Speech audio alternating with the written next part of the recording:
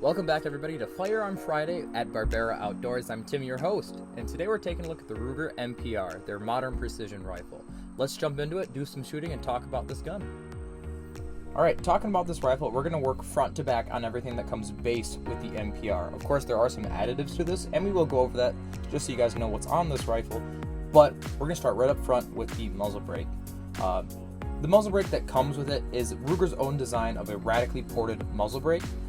There are ports going all the way around the barrel, so the felt recoil is a bit less, but if you are closer to some dirt or possibly laying prone while you're shooting or anything else like that, it will kick up a little bit more dust and debris and everything else like that. It has your typical 1.5 by 28 threads, so it will accept any other aftermarket muzzle brake, suppressor, or anything else you'd like to add to it.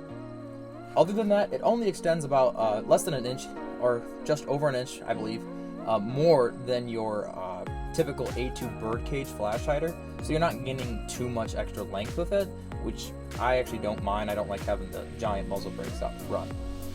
Taking a look at the barrel now, you get a cold hammer forged 410 chrome moly steel barrel, which basically in long terms, it's a nice barrel. It's upgraded a bit more than your typical AR-556. The chrome lining obviously helps with corrosion and longevity of the barrel life as well. So if you are shooting this a whole bunch, you don't have to worry about it kind of going off on you. The barrel is going to be a 1-in-8 twist rifling with 5 groove rifling. In layman's terms, that basically means that your grainage for this isn't really going to matter too much. It'll take anywhere from your 55 or 35 grain 5.56 and 2.23 all the way up to like some of your 75, 77 grain match loads. Now it's up to you to obviously to figure out what group's best for you, but it is nice to have the capability of kind of shooting whatever you please if you're varmint hunting with this, or you're plinking at paper. Going on to the handguard, you do get a full free floated 16-inch handguard as well as a rifle length gas system. So that's going to aid in better heat dispersion as well, then thus better accuracy. Other accessories that come base with the Ruger MPR is the outfit by Magpul. You get the Magpul MOE grip as well as the Magpul MOE SL adjustable stock, which is obviously an upgrade from your mil spec grip and stock. One of the biggest upgrades you're getting with the Ruger MPR, besides the barrel and everything else, is the trigger.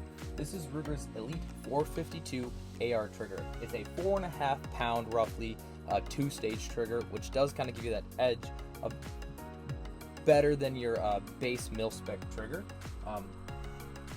Basically, it is kind of worth it. They sell their Elite 452 trigger at their online store for roughly $160, so it does give you that extra little bit of purchase to your means in terms of how much you're paying for the rifle and what you're getting out of it. Now let's jump into what has been added aftermarket onto the rifle, and that's where the fun really begins in terms of customization. Up front, you have Magpul's proprietary bipod. I think it's kind of one of the best on the market without spending hundreds and hundreds of dollars.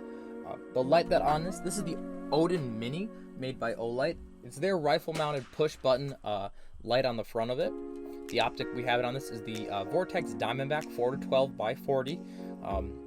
This rifle isn't really going to be touching past, we aren't really going to be shooting this over 500 yards if we have the opportunity to, so 12 power will get us more than capable enough. And then other than that, the charging handle we have is the Warhammer Mod 2. The reason why this one was put on it is a bit more extended, so you can kind of get around and under that scope. And other than that, this is the Magpul MS4 QD and QD on both mounted sling.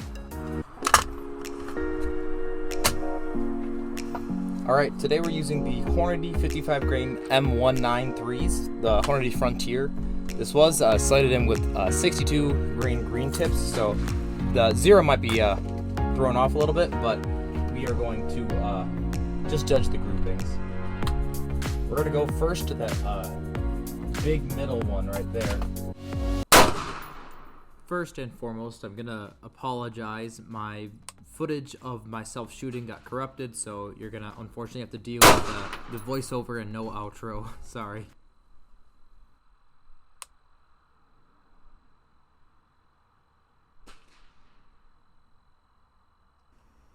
So, You can see our first grouping there was pretty dang good. I'd say that's roughly a 2-inch grouping. Moving on, we're going to be shooting the big left one right there.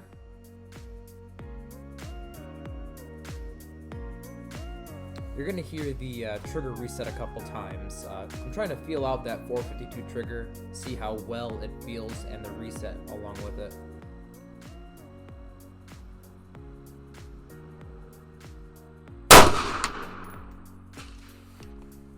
So both of those two, the first one I kind of went a bit too fast, second one I went a bit too fast.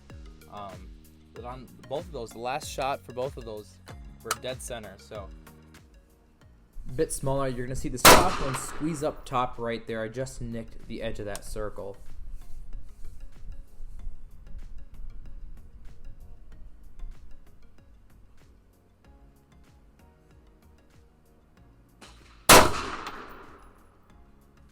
Walk that one in a little bit more, just left of the bullseye.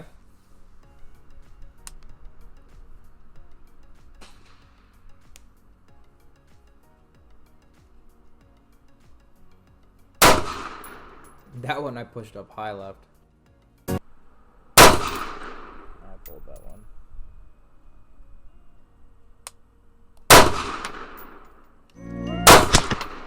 Now I'm going to go through and work my way up the pyramid. So one shot on each one of these guys. You can see there, first one was pretty dang close to bullseye. Second one was a little to the left there. Third one, again, just above bullseye. So the gun definitely has the ability to be accurate as all hell.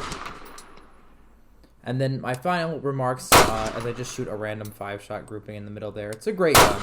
It has the opportunity to be extremely accurate and that modern precision rifle it claims to be.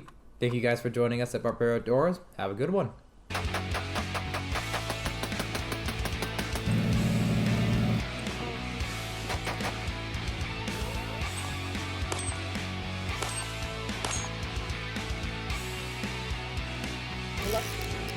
Got him?